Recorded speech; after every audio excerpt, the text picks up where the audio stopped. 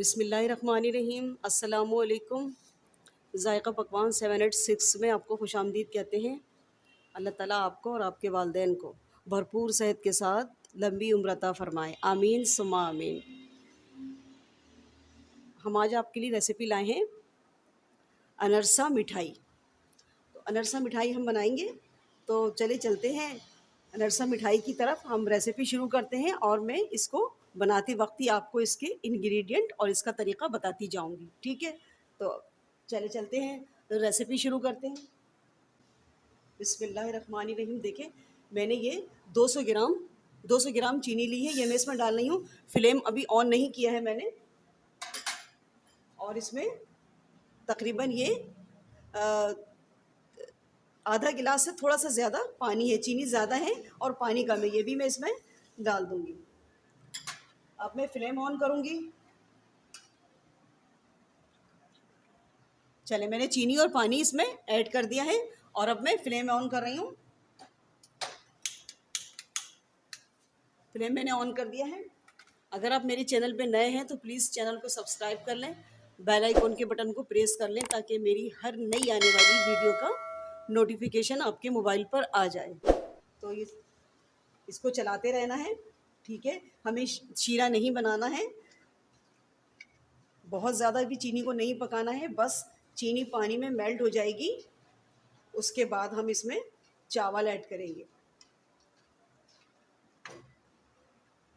ये देखिए, मैंने 200 ग्राम मैंने चीनी ली है और 250 ग्राम मैंने इसमें चावल का आटा लिया है। ये चावल का आटा है जो पाउडर फॉर्म में होता है, ठीक है। दरदरा बिल्कुल भी नहीं होना चाहिए, पाउडर फॉर्म में ही होना चाहिए, ठीक है।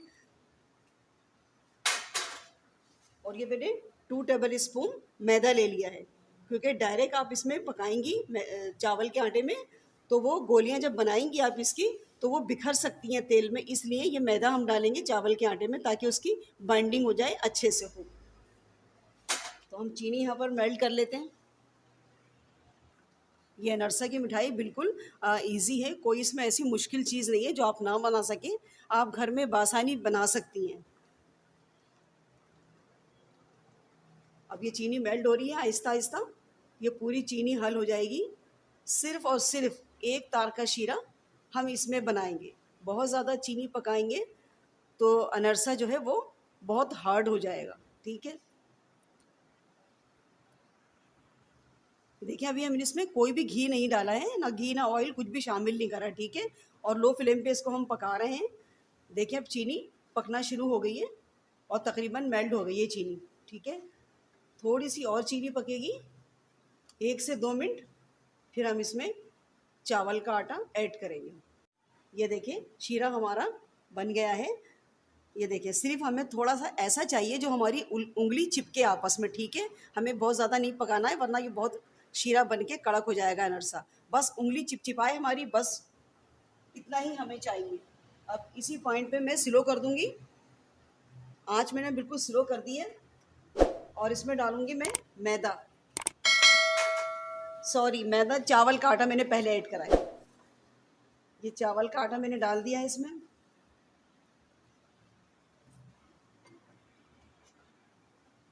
और अब डाल रही हूँ इसमें मैदा, 2 चम्मच मैंने मैदा लिया है, ये भी इसमें ऐड कर दिया था। अब इसको अच्छे से मिक्स करना है।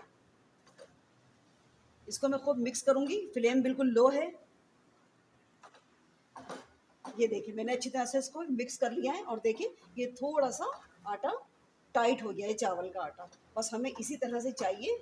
फ्लेम मैं अब बंद कर रही हूँ और इसको अच्छी तरह चलाते हुए थोड़ा सा और मैं इसको खुश कर लूँगी, क्योंकि कढ़ाई अभी बहुत तेज़ गर्म है, ठीक है। अब हम इसको काउंटर पे छोड़ देंगे, थोड़ी सी देर के लिए ठंडा होगा, फिर हम आपको इसका दूसरा स्टेप दिखाते हैं। ये देखिए, मैंने चावल और मैदे का मिक्सचर जो मैंने शीरे में बनाया था, इसको मैंने ठंडा कर लिया, ठीक है, रूम टेम्परेचर पे। कोई फ्रिज में नहीं रखा मैंने इसको, इसी तरह मैंने रूम टेम्परेचर पे इसको ठंडा कर लिया है। अब इसको हम दूसरे बर्तन में शिफ्ट कर लेंगे। मैं इसमें शिफ्ट कर रही हूँ बर्तन में। ये देखिए, मैंने दूसरे बर्तन में इसको शिफ्ट कर लिया, ठीक है। मुझे थोड़ा सा ये ज़रा सा मुझे और गीला लग रहा है, तो मैं इसके अंदर मैदा डालूंगी। अगर आपको गीला लगे तो आप इसमें थोड़ा सा मैदा ऐड कर सकती हैं। देखिए, यहाँ पर मैं 1 टेबल स्पून इस पर मैदा डाल रही हूँ। और ये खुश्क दूध है, ये मैं डालूँगी। 2 टेबल स्पून भर के मैंने लिया है, ये भी मैं इसमें डाल लूँगी। अब इसको मैं मिक्स कर दूँगी अच्छी तरह से। आप घर में बना रही हैं तो आप इसी तरीके से बनाएं। ये देखिए मैंने खुश्क दूध और मैदा जो डाला था वो मैंने अच्छी तरह से इसमें मिक्स कर लिया है, ठीक है। अगर हाथ आपकी चिपके, इसकी छोटी छोटी सी गोलियां बनेंगी, हाथ चिपके, तो आपने पानी नहीं लेना है, सिर्फ आपने फिंगर गीली करनी है, अपनी फिंगर को गीली करके इस तरह से, ये देखें, ये ऐसे करके काटना है आपको, बिल्कुल इसी तरह से। अगर चाहती तो कोई शेप दे ले, लेकिन मैं समझती हूँ इसी तरह से इसका शेप अच्छा लगता है, बस रफली, ठीक है। तो चलिए चलते हैं, इसको हम फ्राई कर लेते हैं। हम बिस्मिल्लाहिर्रहमानिर्रहीम, देखिए हम फ्राई कर रहे हैं। आपने जब इसको उठाना है, क्योंकि चावल का आटा ये चिपकता है हाथों में, ठीक है, तो पानी बहुत सारा नहीं लेना है, एक फिंगर डिप करके इसको आपको इस तरह से काट लेना है छोटा सा, ठीक है। और इस तरह से बनाकर अब यहाँ रखती जाए, पहले से 5-6 रख लें, ऐसे रख लें उठा करके, छोटे छोटे से बना करके। देखिए मैं कैसे रख रही हूँ। अगर इसमें आप मैदा नहीं डालेंगी, सिर्फ चावलों के आटे का बनाएंगी, तो ये तेल में जाकर बिखर जाएंगे, ठीक है, मैदे से इसकी बाइंडिंग हो जाती है, तो इसलिए मैंने मैदा डाला है इसके अंदर। ये ऐसे बना के रख लें। अब देखें, एक एक मैंने जो लोई काट के रखी थी, इसी तरह उठाती जाएं और इसमें तिल के ऊपर इसको लगाकर हल्के से हाथ से बस इस तरह से थोड़ा सा करना है ऐसे, ताकि तिल चिपक जाए। देखिए घी मैंने इसमें नहीं लगाया, घी अगर आप लगाएंगी तो ये तिल जो है चिपकेंगे नहीं, ठीक है। ये देखिए इस तरह से, बिस्मिल्लाहिर्रहमानिर्रहीम। और तेल आपका मीडियम होना चाहिए, बहुत तेज़ गर्म होगा तो जल जाएंगी फ़ौरन ऊपर से, और अगर बहुत ज़्यादा तेल ठंडा होगा तो ये तेल में बिखर जाएंगे। इस तरह मीडियम तेल गरम होना चाहिए आपका। अभी मैंने तेल गरम करके इसकी आंच मैंने स्लो कर दी है, ठीक है। ये देखिए मैं कैसे बना रही हूँ, बिल्कुल रफली ऐसे बना रही हूँ, कोई शेप नहीं दे रही इसको मैं। ये देखिए, बस जब आप तिल लगा लेंगे इसमें तो हल्के हल्के हाथ से ऐसे, बहुत स्लो स्लो ना, ऐसे प्रेस करना है इसको ऐसे। ये देखिए, हाँ ये देखिए, जिसको मैंने पहले डाला है ना, ये ठीक है, ये हो गए, इसको मैं निकालती जाऊंगी। और देखिए क्रैक पड़ा है, यही इसकी खूबसूरती है, ठीक है। ये देखिए अब मैं इसको निकाल लूंगी। ये देखिए तिल कैसे चिपक गए। जहाँ पे आप घी ज़्यादा अगर लगा दिया आपने, इसमें घी नहीं डाला है मैंने, ठीक है, घी लगाइएगा भी नहीं, ठीक है। देखिए कितने प्यारे निकल आएंगे। और जो बाद में डाले हैं वो थोड़े बाकी हैं। जैसे जैसे ये लाल होती जाएंगी इसको मैं निकालती जाऊंगी, ठीक है। अलट पलट करती रहें आप इसको।